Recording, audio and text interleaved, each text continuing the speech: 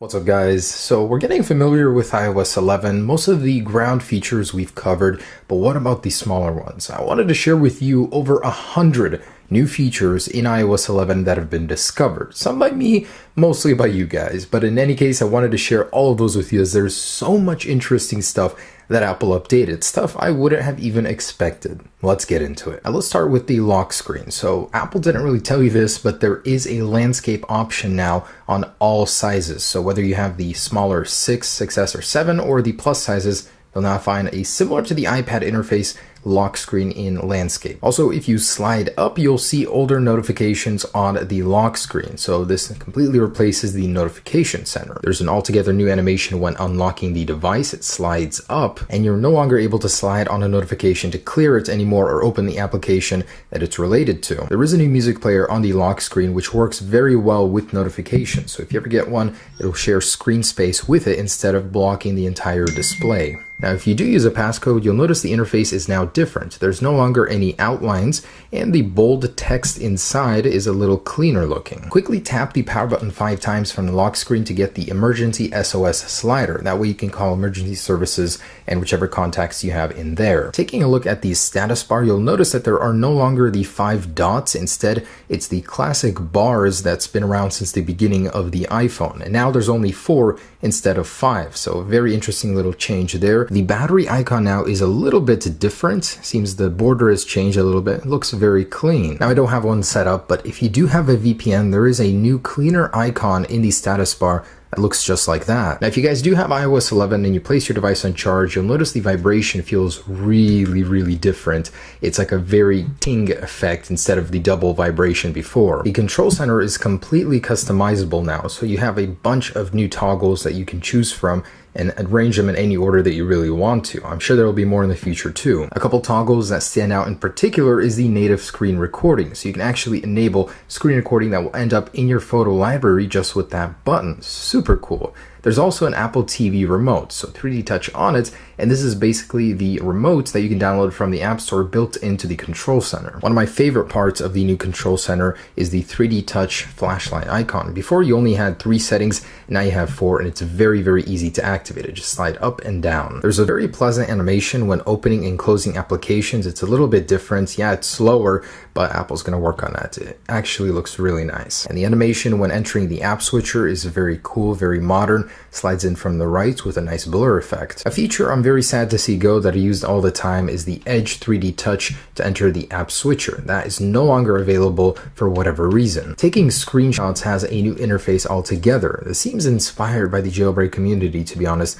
but when you click on it, you can immediately mark up the image, resize it, crop it, do whatever you like. Now, when you go to move applications, you'll notice the new physics behind it. The animation's a little bit different. The apps just seem very sticky, like they don't drag as easily, but you can actually move multiple ones at once. So just tap whichever ones you want to move and they'll go into a little queue and you can go ahead and move them to any page that you want. Super convenient. Now you'll notice the dock no longer has any icon labels. Don't know if that's a glitch or if that's a feature, but as soon as you remove them, they reappear. But you'll also notice that the spacing is now different when you have less than 4 icons compared to iOS 10, which spaces them like this. So you remove 2, and that's what it looks like. When buying applications in the App Store, you'll now get this prompt from Apple Pay. It's a completely new interface. The App Store in general, you will not find any 32-bit applications in it. Apple has completely removed them. If you have any before updating that are still on your device, they won't open. It'll say it requires an update to support iOS 11. In the App Store, in the categories, you'll see new icons for all of the categories. Really neat.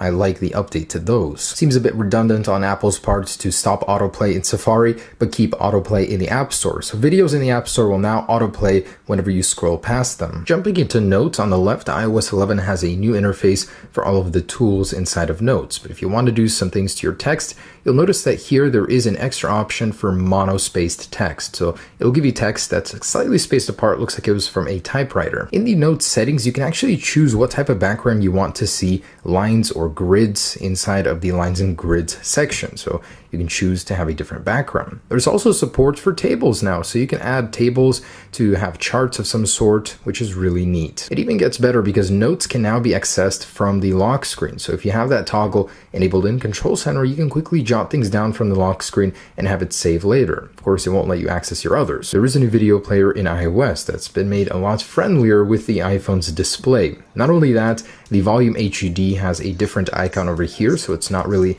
obtrusive, making your content hard to see. And the scroll is now on the bottom, which is a really great change. Instead of having to reach all the way up here to change, you can do it here. And then of course there's the fine scrubbing if you pull all the way up and go left to right, or really, really far down here. Now, of course, there is a new wallpaper inside of iOS 11. That's what it looks like, slightly different from the iOS 10 one.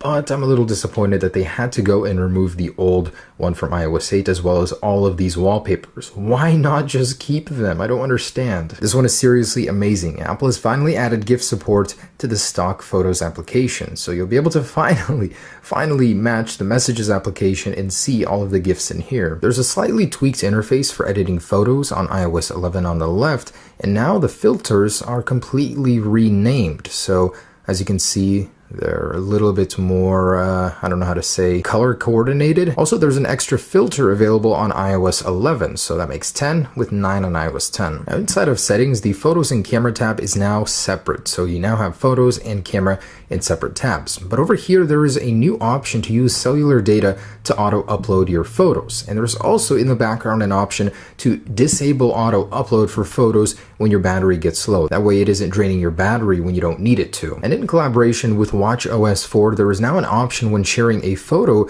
to use as a watch face. So this will make that kaleidoscope watch face for your Apple Watch. And oh man, there's a lot to talk about inside of settings. First one is the one I mentioned earlier today, and that would be the new Smart Invert, which is sort of a dark mode for iOS 11. It makes things a lot more usable and a lot more friendly to the eyes in the dark. And inside of settings, there is now an option in general all the way on the bottom to shut your device down. So it will act as holding your device power button for 5 seconds, but instantly. Now in notifications, there is an all option for show previews. So from the lock screen, you can decide for all apps what they will do, and there's still of course the option to do it individually, as well as a new interface in here altogether. Now when pairing devices, there is a slightly different interface for it, and you have the option to pair an Apple Watch using this method right here, so making it a lot easier. But AirPods get a huge upgrade. So if I jump into their settings over here, you'll notice that you can actually program what you want to do with each ear. So you can actually skip tracks now, do all of this cool stuff. One of the features I wanted Apple to add so bad, they did. The single sign-on settings that were available before for Twitter, Facebook, and more is no longer available on iOS 11 in an attempt, I guess, to simplify these settings. Now, in the general settings, the iPhone storage tab was previously called the Storage and iCloud Usage. It's since been renamed, and inside you'll find an all-new interface. It's a lot easier to manage your storage, so you don't have to go through 2 separate pages. It's all in one now, and this is what you'll find. So very, very clean look. There's also new suggestions for clearing up storage. For example, I have a suggestion to offload unused apps. I can go ahead and enable that, and that will save me some storage, and it'll tell me how much. Also for iCloud Photo Library, it'll tell me I can save 160 megabytes by automatically uploading those to my iCloud library. Super cool. There's also a little detail that'll let you know when that application was last used. So that way you can see if you don't use it often, you can offload it. It'll also tell you now your system gigabytes, so how much iOS itself is taking up, not counting your stuff. There's also application specific recommendations. So if I jump into Photos, you'll notice it'll ask me to review the personal videos, to take a look at which videos I might not need and are taking up space. So individual applications will give you suggestions as well. Now in settings, you'll notice there is a new tab called Siri and Search. This is basically Siri and Spotlight Search from over here combined. There's also a new icon on it as well. And in Spotlight, you can now clear search suggestions. So clear that. Previous searches are now gone. And when you type a word into Spotlight Search, there is now a built-in dictionary. So when you search, you'll have a dictionary result right there. And in settings, you'll notice a new tab called accounts and passcodes. It actually stores your passcodes that you have saved here, as well as data for several accounts. And in the Safari settings, there are a couple new options. So for one, try to prevent cross-site tracking. This is what Apple was talking about, and this is what the option looks like. And there's also a new option that will allow camera and microphone access. You can disable it here. And emergency SOS gets its very own tab in settings. This is what it looks like, and you can adjust the contacts over here. Now, drag and drop is available in limited quantities in iOS 11. Although it's an iPad exclusive, you can still drag and drop in the new Files application. So just essentially hold down the back button, bring it over, and this you can go ahead and place anywhere else. So place it in a different area. And there are options to autofill passwords for third-party applications now, so not just in Safari. And a really cool setting Apple included in the setup of iOS 11 is if you're upgrading to a new phone, you can actually copy over these settings really quickly without needing a computer using this feature. An interesting feature in iOS 11, you are no longer able to use airplane mode and Bluetooth at the same time, only Wi-Fi. Very interesting Wi-Fi sharing password feature. So you can actually hold your device next to an already registered device on a Wi-Fi network and have the passcode transfer to your device. You can input multiple DNS servers now in Wi-Fi. There is now a standard dark keyboard when you use quick reply. So previously it was all white, now it's this beautiful looking keyboard. FLAC audio playback is now supported. So a user reported in iCloud Drive that he had an FLAC file in their audio file, and it now plays by default on iOS 11. In accessibility Siri controls, you can now enable type to Siri. So this way you don't have to speak to her always, you can just type your questions here. And talking about Siri, Apple quietly updated the icon when she's not talking to you. So it's a little live icon, looks really, really cool. Siri can now express emotions when reading your messages, in particular laughter. Everything Apple Pro said. Ha ha, you chump. Ha ha. There it is. And Siri has gotten smarter for certain things as well. Siri, what's 5 divided by 0? The answer is definitely undefined. She will say undefined when she doesn't know, not just give you some BS answer. And a very cool change to Siri is that she will sync changes across devices. Let's say you change Siri's voice to a male instead of a female, your iPad is going to get that change as well. When you're using your AirPods during a phone call, you actually get a new icon showing them there. Super cool. Now, removing passes inside of wallets has become easier. There's a new interface to delete them quickly like this. You can actually set timers now to the precise second instead of just hours and minutes. The calculator gets an upgrade. The icon looks really neat, and inside you'll find an entirely new interface. So it's actually super cool. Reminds me of the old iOS 1 days. Now, embedded within the stock camera application is a built-in QR code reader. Just point a QR code right at it, and you'll get a link you can quickly enter. This one might be a little difficult to see, but embedded within the stock camera application now is a new level feature. So if you have the iPhone laying flat on the table and you move it around, you'll see little crosshairs there, and this is only available with the grid on. In the HomeKit settings, you can now set automation triggers for leaving home, arriving at home, and there are some new filters there as well. Now, during a FaceTime call, you'll see a little icon on the bottom left, which allows you to take live photos of either yourself or the person you're talking with. Within the Maps application, a feature Apple surely stole from Google, you can now zoom and then scroll up or down for a much easier zoom in or zoom out. It's a function I really wanted to see, and here it is. There's a new interface in the wallet when paying with a card. As you can see, it's very clean and white. Seems like Apple is opening up the NFC chip. As a user reports, there's a new function called Pair with NFC, and Apple failed to mention that in Messages there are new full screen effects. So just 3D touch and then go to the screens page,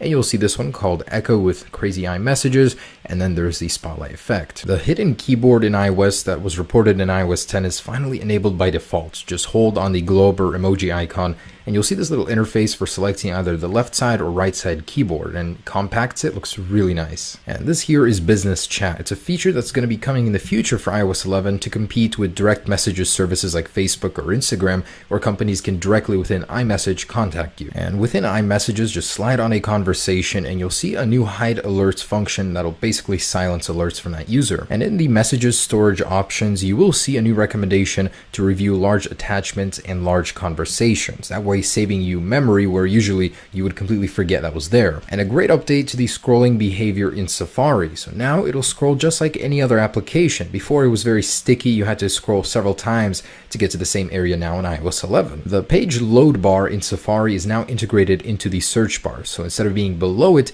it's now inside of it. The overall interface in CarPlay has been updated as well. So the buttons and typeface has been changed, and as well as some navigation changes here. So you'll see the speed limit in the top right and some little tweaks here and there. And also when you have a message in CarPlay, you'll see a little badge on the messages icon in the top left. And now for some exclusive iPad changes, of course the QuickType keyboard where you can swipe down and access those symbols that normally you'd need to use the Shift key for. On iPad, as part of the tweaked interface, when you move around icons, they no longer wiggle as they do on iPhone. And of course, you can still select multiples on the iPad. And in the widgets view for iOS 11, it's back to a one-page setup for whatever reason. And on iPad, when you're accessing the split view, it no longer pauses the application underneath it. And for the iPad Pro with Flash, you are now able to access the flashlight toggle via Control Center, where before it hasn't been there. So there it is, guys. 100 features, 110 to be exact, in iOS 11 that Apple hasn't made immediately clear. Mostly hidden features, if you will. So thanks so much for watching, guys. Hope you enjoyed it. There will be more, trust me, and I will be making more of these videos as more of those features are found. Hope you guys enjoyed it and are enjoying iOS 11 in general. Peace.